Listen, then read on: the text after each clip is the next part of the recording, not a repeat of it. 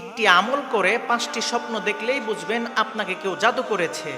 বর্তমানে black magic, কুফরি কালাম, জাদুটোনা ঘরে ঘরে ছড়িয়ে পড়েছে। আর আমরা অনেক সময় বুঝতে পারি না যে আমাদেরকে জাদু করা হয়েছে নাকি আমরা এমনিতেই অসুস্থ। আমরা ডাক্তারের কাছে ঠিকই যাই, কিন্তু রিপোর্টে কোনো রোগ ধরা পড়ে না। যদি এরকমটা হয় তাহলে এই একটি আমল করে রাতে ঘুমিয়ে আপনি যদি এই 5টি স্বপ্ন দেখেন তাহলে বুঝে নেবেন আপনাকে কেউ জাদু করেছে। আমলটি কিভাবে করবেন? প্রথমে সুন্দর করে অজু করবেন, এরপর 3বার দুরূদ শরীফ পাঠ করবেন, এরপর আল্লাহ তাআলার এই একটি নাম 111 বার পাঠ করবেন, সেই নামটি হচ্ছে ইয়া মুমিতু ইয়া মুমিতু। এরপর আবার 3বার দুরূদ শরীফ পাঠ করবেন।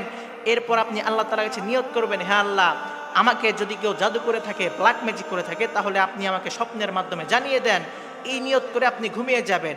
এরপর যদি আপনি এই 5টি স্বপ্ন দেখেন তাহলে বুঝে নেবেন আপনাকে কেউ জাদু করেছে। 1 নাম্বার, ঘন ঘন ভয়ঙ্কর স্বপ্ন দেখা। 2 নাম্বার, স্বপ্নে কালো কুকুর তাড়া করতে দেখা।